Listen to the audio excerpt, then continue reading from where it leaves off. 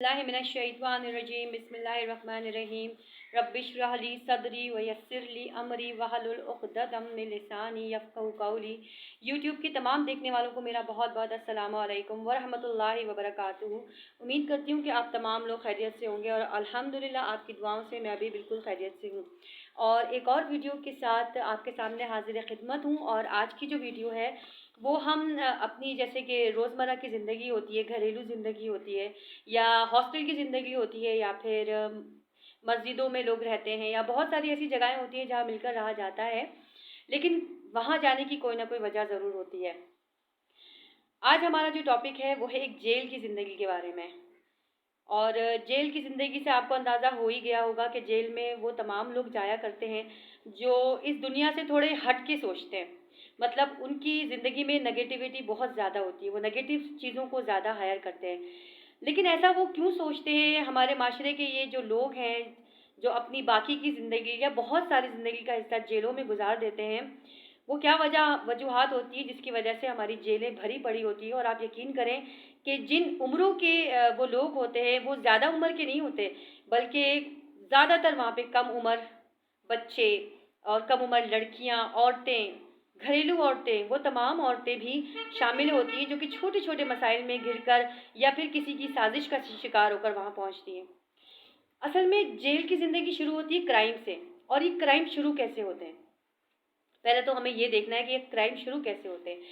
जब गुर्बत, बेरोज़गारी और जहालत हद से ज़्यादा बढ़ जाती है, जब हमारा कानून जो है वो कमज़ोर पड़ जाता है, लोग इंसाफ के लिए परेशान घूमते रहते हैं, पेशियों पे पेशियाँ होती रहती है, तारीखों पे तारीखें पड़ती रहती हैं, और जिसको ने कुछ नहीं किया होता उसको इंसाफ नहीं मिलता, तो इंसान के अंदर एक नफ़रत, एक गुस्सा जन्म लेता है जो कि ज़्यादातर नेगेटिविटी की थिंकिंग पे जाता है, सोच पे जाता है, ज़्यादातर नेगेटिव चीज़ों की सोच के ऊपर जाता है। और वो चाहता है कि मैं किसी भी तरह इंसाफ हासिल करूँ, नहीं मिलना तो मैं दूसरे तरीके इख्तियार करूँ। ये हमारे मुल्क का अलमिया है कि हमारे मुल्क का जो कानून है वो अनफॉर्चुनेटली इतना कमज़ोर है कि किसी जुर्म की सज़ा के लिए ना सालों लोगों को सड़ना पड़ता है जेलों के अंदर। अच्छा, उनमें से कुछ ऐसे भी होते हैं जिन्होंने कुछ किया नहीं होता, लेकिन उन्हें साजिश के तौर पर किसी ने साजिश कर दी या अपना इल्ज़ाम दूसरे के ऊपर लगा दिया, या कुछ पैसे देकर उसको यहाँ तक लालच दी जाती है कि तुम हमारे लिए अगर ये काम कर दो तो हम जो है वो तुम्हारे घर वालों की देखभाल कर लेंगे। तो आप यकीन करें, बाज़ लोग इतने कमज़ोर ईमान के होते हैं कि वो इस बात पे यकीन नहीं रखते कि रोज़ी देने वाली ज़ात तो अल्लाह है, कि वो फ़ौरन उनकी बात मान जाते हैं, वो शॉर्टकट को अपनाते हैं। ज़्यादातर बच्चे और ज़्यादातर लोग जो है ना शॉर्टकट को अपनाने के लिए इन जेलों में बंद होते हैं।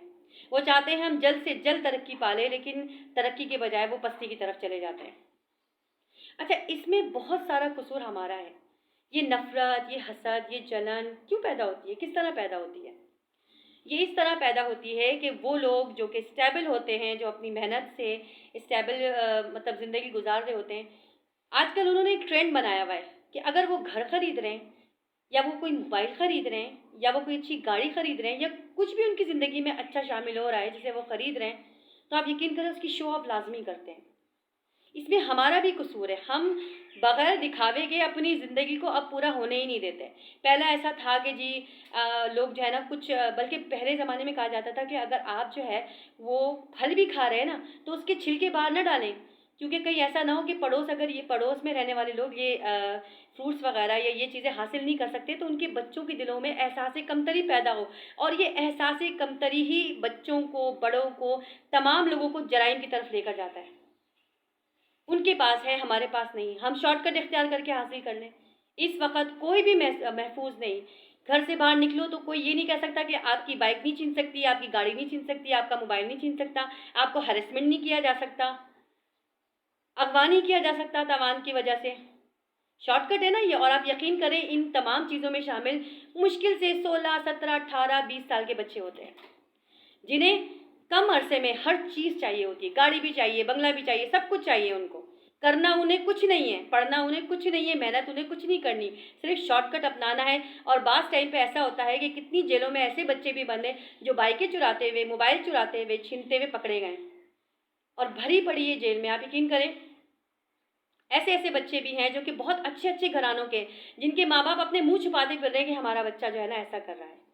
गैदरिंग گیدرنگ کا بھی بہت اثر ہوتا ہے. اچھے گھرانوں کے بچوں کو اگر گیدرنگ اچھی نہ ملے تو آپ یقین کریں وہ ان تمام چیزوں میں انوالو ہو جاتے ہیں.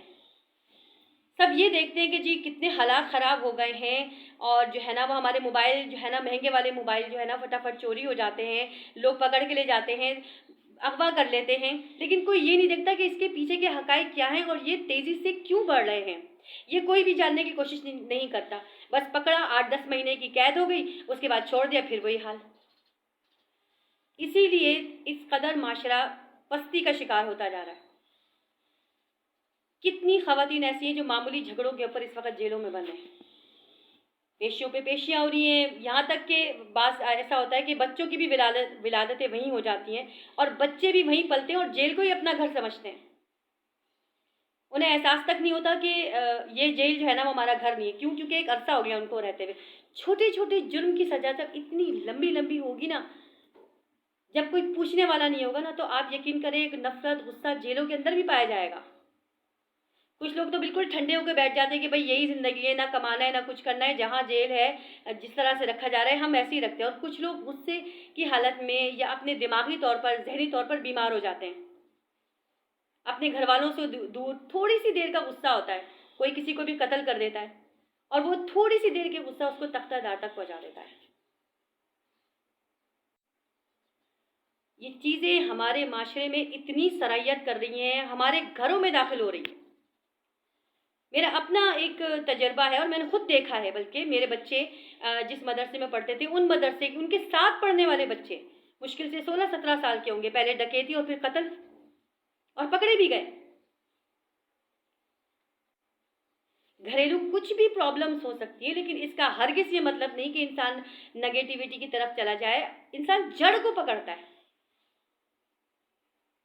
کہ یہ تمام چیزیں پھیل کس چیز کی وجہ سے رہی ہے. اس قدر شدید بے روزگاری، شدید مہنگائی اتنی شدید ہو رہی ہے کہ لوگ بجائے اس کے اللہ کو تو خیر نعوذ باللہ بھول ہی گئے کہ رزق کا وعدہ تو اللہ نے کیا ہے، تم محنت کرو تمہیں ملے گا. یہ چیز نہ ہم اپنے بچوں کو سکھا رہے ہیں نہ خود سمجھ رہے ہیں. بد سے بدترین حالات ہمارے معاشرے کی ہوتی جا رہی ہے، اور ہم جو ہے نا ڈاکٹر، انجینئر اور فری لانسر اور جو ہے نا وہ کمپیوٹر کی دنیا کے لوگوں کے بجائے ان تمام لوگوں کو ڈیولپ کر کے اپنی جیلوں کو بھر رہے ہیں. میری کوئی بھی ویڈیو جو ہے نا وہ بغیر ریسرچ کے نہیں ہوتی. میں نے ریسرچ کیا جب جیلوں کے اوپر، تو میں نے ایسی خواتین کو بھی دیکھا جنہیں دیکھ کر اتنا افسوس ہو رہا تھا کہ ایک چھوٹی سی لڑائی جھگڑے کے چکر میں وہ بچیاں 6-6 مہینے وہاں بیٹھی ہوئی ہیں.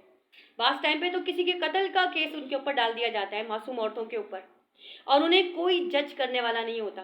جب ان سے انٹرویو لیا گیا، ان سے پوچھا گیا، تو انہوں نے کہا کہ جی ہماری بیل بھی ہو گئی ہے، ہماری ضمانت بھی ہو گئی ہے، لیکن اس پہ عمل درآمد اس لیے نہیں کیا جا رہا کیونکہ ججز موجود نہیں ہیں.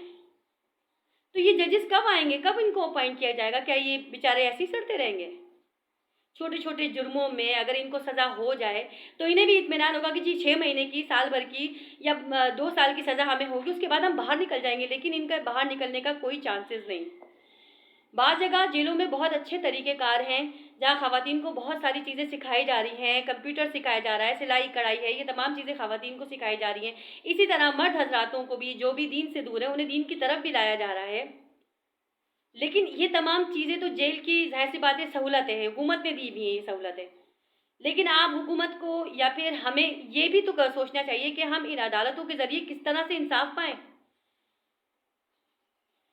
اب میرے خیال میں جون جولائی کی بچوں کی چھٹیاں سنی ہیں، جون جولائی میں عدالتوں کی بھی چھٹیاں ہوتی ہیں، اور جس کی وجہ سے کتنے کیس پینڈل میں ہو جاتے ہیں، کتنے لوگ مر جاتے ہیں ان جون جولائی کی چھٹیوں کی وجہ سے. کیوں؟ کیونکہ جج ہی نہیں ہوتے. کس چیز کی چھٹیاں منانے کے لیے جا رہے ہیں؟ کوئی پوچھنے والا نہیں، کوئی قانون نہیں، کوئی دستور نہیں، کوئی آئین نہیں اس کے لیے.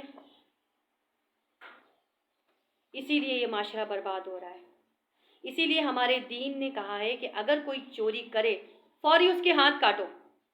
اس کے ہاتھ کاٹو گے تو اگلے کو ہمت نہیں ہوگی. کوئی زنا کر رہا ہے فوری اس کی سزا دو. اس کو 8-8 مہینے 9-9 مہینے پیشیوں پہ نہ لٹکاؤ، فوری اسے سزا دو تاکہ اگلے کی ہمت نہ بنے کہ وہ یہ کام کر سکے. کسی کی بچی، کسی کی بہو، کسی کی بیٹی محفوظ رہے. ویڈیو بنانے کا مقصد صرف یہی تھا کہ وہ تمام لوگ جو اس وقت جیل میں موجود ہیں وہ کس طرح پہنچ رہے ہیں، ان کا وہاں کیا حال ہے. ایک جگہ تو میں نے خود بھی سروے کیا جہاں مجھے دکھا کہ کس قدر مجبور غریب طبقے کے لوگ وہاں بیٹھے، ایک ایک ملاقات کے لیے گھنٹوں بیچارے انتظار کرتے رہتے ہیں، اور جب ان کی ملاقات ہوتی ہے تو وہ ملاقات بھی ایسی ہوتی ہے کہ بیچ میں شیشہ ہوتا ہے اور آمنے سامنے فون ہوتا ہے، اور فون میں بھی ایسی آوازیں ہوتی ہے کہ بندے کی آواز سمجھ میں ہی نہیں آتی، اس کی خیر خیریت وہ کیا سوچ رہا ہے کچھ سمجھ نہیں آتا، آیا کہ وہی سزا پانے کے بعد، جیل میں پانے کے بعد پلٹ آ رہا ہے واپس، ٹھیک ہو رہا ہے۔ بعض ٹائم پہ تو ایسے ہوتے ہیں کہ اپنی گناہوں کی ان کو افسوس ہوتا ہے کہ میں نے گناہ کیا جس کی وجہ سے میں آج یہاں پر سزا بھگت رہا ہوں، تو وہ سدھرنے کی طرف آتے ہیں، اور بعض لوگ مزید خراب ہو جاتے ہیں اگر ان کے ساتھ رویہ برا رکھا جائے۔ کچھ خواتین اپنے انٹرویوز میں یہ بھی بتاتی ہیں کہ ہمیں 2-2 3-3 سال ہو گئے، ہمیں کوئی پوچھنے نہیں آتا، کسی کے 4 بچے، کسی کے 5 بچے ہیں، لیکن ہمارے بچوں کی ہمیں کوئی خبر نہیں۔ تو یہ تو ظلم ہے، یہ تو ظلم ہے، اس ظلم کے خلاف تو ضرور آواز اٹھانی چاہیے، کیونکہ ہم بجلی کے رونر ہوتے ہیں، گیس کا رونر ہوتے ہیں، پانی کا رونر ہوتے ہیں، نکاسی کا رونر ہوتا ہے، نہ جانے کتنے کراچی کے ایسے مسائل ہیں جس کا رونر ہوتے ہیں، لیکن اس طرف کوئی بھی نہیں دیکھتا، نہ اس طرف کوئی دیکھتا ہے، نہ کوئی دیکھنا چاہتا ہے کہ یہ جرم کیوں ہو رہے ہیں، بس پکڑو مارو اور جو ہے نا بند کر دو، بس یہ اس کا علاج ہے، سدھارنے کا کوئی علاج نہیں۔ بہت کم ایسے ہیں، ایسی بات نہیں ہے کہ بہت ساری این جی اوز، کچھ این جی اوز ایسی ہیں جو یہ چاہتی ہیں کہ ان کے پاس جائیں، ان کو سہولتیں دیں، انہیں سمجھائیں کہ باہر نکل کے یہ دوبارہ حرکتیں مت کرو، کیونکہ تمہاری وجہ سے معاشرہ ناسور بن رہا ہے، تم کرو گے تمہاری بات کوئی اور کرے گا، تمہاری بات کوئی اور کرے گا، تو بالکل ناسور بن جائے گا، بلکہ بن چکا ہے۔ اس لیے ہمیں یہ سوچنا چاہیے کہ ہم کسی بھی طرح سے ان تمام طریقہ کار کو روکیں، چھوٹے پیمانے پر ہی روکیں، اپنی طرف سے اپنے بچوں کی گیدرنگ دیکھیں، اپنے بچوں سے بولیں ایسے لوگوں کے ساتھ اٹھو بیٹھو نہیں، کم از کم ہم انفرادی طور پہ اپنے گھروں میں تو یہ کر سکتے ہیں۔ ویڈیو اگر اچھی لگی ہو تو پلیز اس کو لائک اور شیئر کیجیے گا اور سبسکرائب بھی کیجیے گا، اور سوچیے گا ضرور کہ ہم اپنے معاشرے کو سدھارنے کے لیے اپنا کیا کردار ادا کر سکتے ہیں۔ جزاک اللہ خیر۔